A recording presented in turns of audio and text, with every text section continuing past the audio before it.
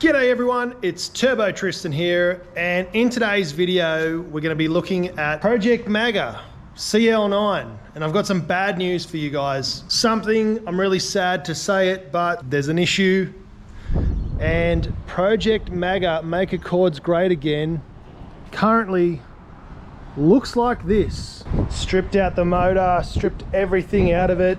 There's just the doors really. Everything is gone out of the car. I'm actually lying. The car's perfectly fine. We're gonna do some work on it today. There is absolutely nothing wrong with this car. But I did buy another one that happened to be exactly the same color. Sorry, couldn't resist. But yeah, I bought another CL9 luxury. This one's a pre-facelift, and so far I haven't been able to use many of the parts on my own car because it's a facelifted model. Today we've got to do a couple of things to make sure that we pass roadworthy, and then we're going to start modifying it. So I've got a few mods to do. What we're going to have to do tonight though, pull off the rear hub, get rid of this brake rotor that we've just replaced with a brand new one, put all our new PROTEX stuff on, but we're going to replace this hub. Now the good thing about this donor car is it only had 140,000 kilometers on it, and as you know, my one has 280,000 kilometers on it, so we're getting pretty much half the amount of Ks on the bearings and half the amount of Ks on the bushes. The bushes was one of the things we got knocked back on. Okay, we're going to do a mod now. This is the simplest mod you can do to any car. I recommend doing this to all of your cars. Several reasons. One, it's going to make it sound a little bit cooler. Two, it's going to help increase airflow and power slightly, and three, it's going to help you with fuel economy because it's not straining to suck in the air, so more air. It's going to help with power, you won't have to flog it as hard. And that mod is a K&N drop-in panel filter. These you keep for the rest of your car's life. These are fully washable and serviceable, and they come pre-oiled, so you just chuck them in. These are old air filters. Absolutely nothing wrong with them. They are great, they work great, and I do recommend, if you're not doing anything crazy, just keep this one. But you do need to replace these about every 10,000 Ks, roughly, or maybe 20, depending on where you live and what type of driving you do. And these are like 20 to 30 bucks each every time. This one will be about 100, 120 bucks and will last you forever. Because we've got the intake mod of the RBC plenum, the alloy 3-inch pipe, the larger throttle body, and we have now deleted all the resonator boxes under there. We're going to run the high flow K&N filter. All you'll need for this mod is a screwdriver, undo the clips on the top of the airbox and drop it straight in. So that's what I'm going to do right now.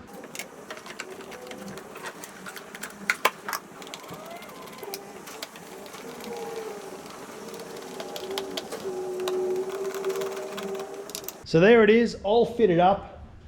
And I did put the one sticker on which says do not discard, keep this in the car for the life of the vehicle. It just says it's washable and has a lifetime warranty. So that is it, all done. Now the engine bay side of things is complete as far as I'm willing to go right now. We've put on the RACEWORKS fitting, 3-inch alloy pipe, and we've got the breather and also the air temp sensor all plugged in, and we've got some nice black silicon for that OEM look. Really chuffed with that. There's a couple of things which I need to address in this video, because when I took the car for roadworthy, we actually failed. Buggered if I know how. These guys have to pick something. They're really picky when it comes to roadworthies. If you want to have a laugh, one of the things I got knocked back for on roadworthy was this. So the headlights are on, and we've got one clear blue headlight and one sort of slightly off. It's even hard to tell. This one's more like crystally white blue, and that one's like a white yellow. So having two different color, fully functioning headlights is a fail in Australia on a road car, which is pretty freaking dumb. No headlight, blown headlight, I could understand, but just a slight different color that you probably won't even be able to see on camera is so dumb. So here is the roadworthy report right here, and it says 4 things, defects. Number 1, lamp signals, reflectors, cracked passenger side repeater. That one is fair enough. I should have checked it I thought even with this little crack in here that the indicator still flashing and working would still pass, but having the crack doesn't pass, and for now, whatever reason, it doesn't work where it did before. Number 2 was the headlamp signals, which is what I showed you, the 2 different color, driver and passenger low beam, different colors. Another one is a rear driver's side bush is damaged. Now, I don't know what the heck that is because they all looked perfectly fine to me. And one other thing was there is a sensor behind here. I'll show you, it's like a temperature sensor that was rattling around. It was cable tied to there for whatever reason. We just got to secure that a bit better and then we're past that. Thankfully for me, we have from WHITELINE some of these bushes here. So we've got the rear tow arm bushes, which have the offset for adjustment for tow. And we have the rear camber bushes, which have the adjustment for camber. I don't know what bush is worn or damaged in the back, so I went to the wreckers yesterday and I got these. These are just standard replacement arms. These bushes actually look like they're in worse conditions than the ones I've got. And even these ones do as well. But we're gonna see what we need and we're gonna replace them. Possibly, I might try and track down some stock bushes and just press those out, press these ones in. That way it's all stock standard. Couple of things we have on the go for this car coming is some coilovers from Max Speeding Rods. They're coming. Once we get the car roadworthy and transferred over into my name, we're going to look at that. We're going to also look at an intake upgrade. I've got an RBC manifold and a J35 throttle body to go on there. I've also got a 50-degree VCT cam gear, and EXEDY's come to the party to help us with the slipping clutch. So we'll be getting an EXEDY clutch in this heavy duty with a lightened flywheel, and we'll do that probably in the next video depending on when it arrives. It might arrive today. In that case, I'll hold off the video and get it done in one video for you guys. Another thing I got, which is just a little trim piece that was really bugging me, was this guy in the door pocket where you close the door. Was missing, so I got that from the wreckers, so I'm going to throw that in now. Super duper satisfying. That guy just lives in there.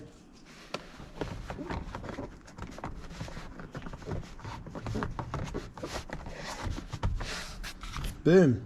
Happy days. But anyway, let's change over these headlight globes. I got some brand new Nava H1s. These are 40% better than stock as far as how much light they put out. They're not blue or anything crazy like that. They're just standard ones. Don't really care, so I'm going to get those in. Then we're going to put the car up in the air and have a look at these bushes and see if we can work out which one is buggered and if we can use these WHITELINE ones to fix it or not. Some of you guys that know and love these cars would have picked up immediately on my mistake. So I went to pull out the globes on the outside here, and the listing that I got online said that these were the globes, H1s. They're actually not. Mine's a luxury and it has HIDs, and they're actually this weird one here, which of course, these are 10 bucks each. These are like 50 bucks each, of course. So we've got a set, even though there was nothing wrong with this, we've got to replace them with 2 matching ones so that the colors are the same. So frustrating. Quick run to Burston to get that sorted. So now it's to fit them. So I'm going to put on some gloves because I don't want to touch this. This is the old one. I can do everything I want to it. It's going in the bin. But don't get any oil or any contaminants on the new ones. Headlight globe changing. How it's going. Who'd have thunk that would have been so tricky to get my hands in there and change one light globe. All right, so the other thing that we failed on the roadie, which is a roadworthy test, I should have mentioned that earlier, is a bush on the driver's side rear is faulty. Now I looked at all of them, they look okay. This one you can't really see, this one you can't really see, but it looks all right.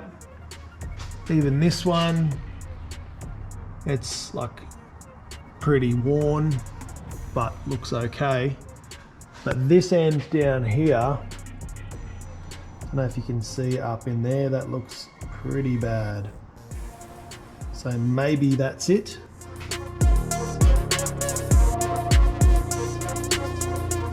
Fantastic news, the Accord has passed roadworthy legally, legitimately, properly. Everything's been done on that car. It is a safe, reliable, roadworthy car in Australia, so we are sweet to go there. Now it's time to mod it. So the first mod, of course, is Max Pitting Rod's coilovers. You guys know the drill, and before anyone gets mad about it, here is Rhonda, our other CL9 Accord race car. This one has done more than 10 track days, and out of those track days, 8 of those track days have been 6-hour endurance races on Max Pitting Rod's coilovers.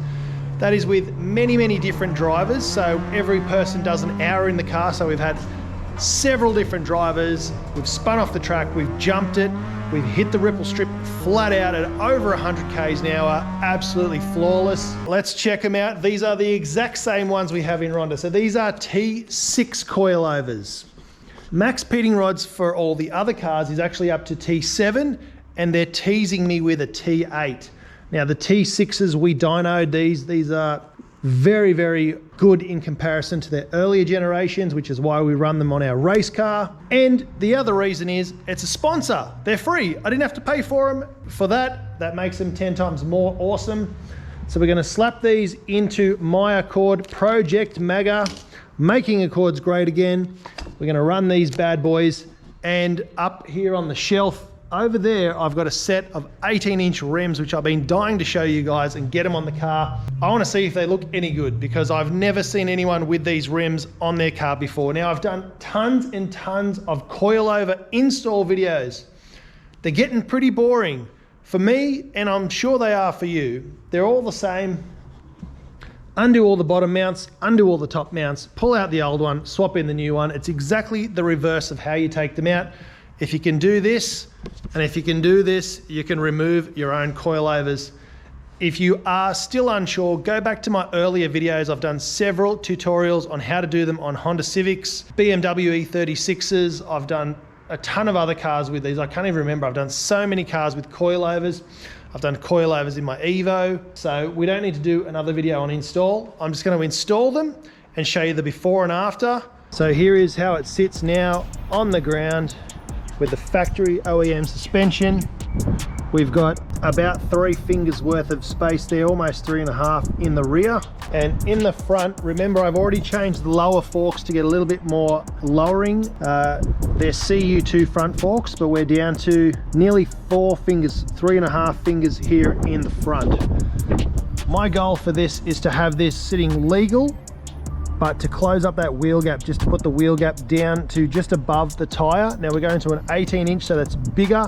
It's actually going to lift the car up higher, so the drop's going to be more, but it's still going to have that little finger gap between the tire and the guard. So just for a bit of change of scenery, I've had to come pick up some parts from Elusive, and I thought I would unveil the MAGA Make Accords Great Again Accord in their car park, because we're surrounded by other awesome Hondas that these guys make great all the time. So S2000s, FD2R, another S2000. So without further ado, here it is.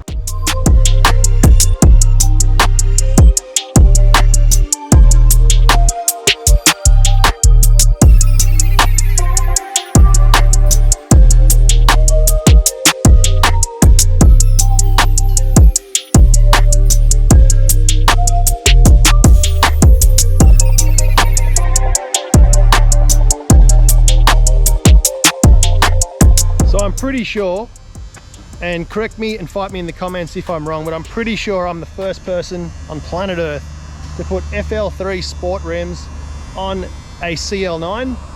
I reckon they look pretty awesome. It's like an OEM plus, really, really modernizes the car. This is an 08 car, and these are 2022 rims and tires. Good Facebook Marketplace find. And I reckon it really, really sets it off.